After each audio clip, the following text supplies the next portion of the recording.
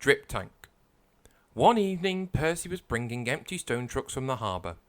He was tired of his quarrel with Thomas and wanted to be friends again. He had had a good day and was feeling extra pleased with himself. He was so busy thinking how he would tell Thomas and Toby about his expert handling of the trucks that he forgot to keep a good lookout. Too late, he saw a broken branch hanging over the line, straight in front of him.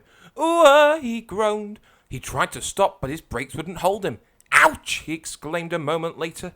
The branch hit his smoke box, broke away, and crashed to the ground. Percy was more startled than hurt, but his front was still sore when he reached the shed. "It's your own fault," said Thomas unsympathetically. "You should keep a better lookout. I've no patience with you." "Who?" retorted Percy huffily. He forgot his good resolution and talked to Toby for the rest of the evening. Percy didn't speak to Thomas the next day either. "I say, Toby," he said in the shed that evening, "what's a drip? Do you know?" Toby pondered. "It's when rain comes through a hole in your cab and fireman hasn't got time to mend it," he decided at last. "That's silly," objected Percy. "I heard a boy on the platform call his friend one this afternoon. I'm sure he couldn't have come through a hole in my cab," he added earnestly. Thomas was tired of being ignored. "That's different," he interrupted loftily. "The boy just thought his friend was being a coward or silly or a spoilsport." Percy thought about this. "So if," he suggested reflectively, "if you stopped me from doing something nice, would you be a drip, Thomas?" "You're the drip," answered Thomas crossly. "Now go to sleep like a sensible engine and stop talking nonsense." Percy was offended. Instead of going to sleep, he became even more determined to pay Thomas out. Next day, Henry's train was late at the junction. When Thomas set out along the valley, he was trying to make up for lost time.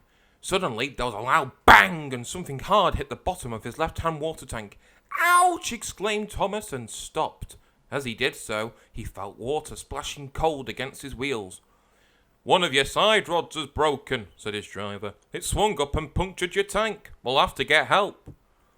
At Farquhar, Percy was shunting. The station master came up.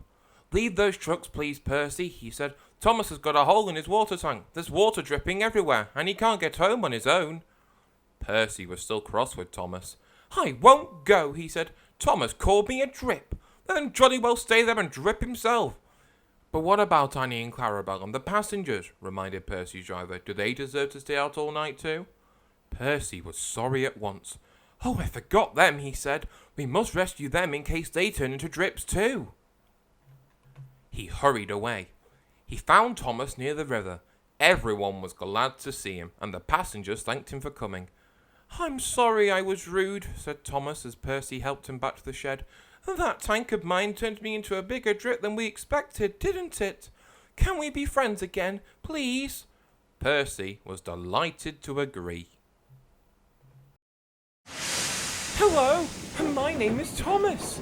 I hope you enjoyed this video with all my really useful friends. If you would like to watch more, press the subscribe button below and check out another video with me and my friends in. See you soon!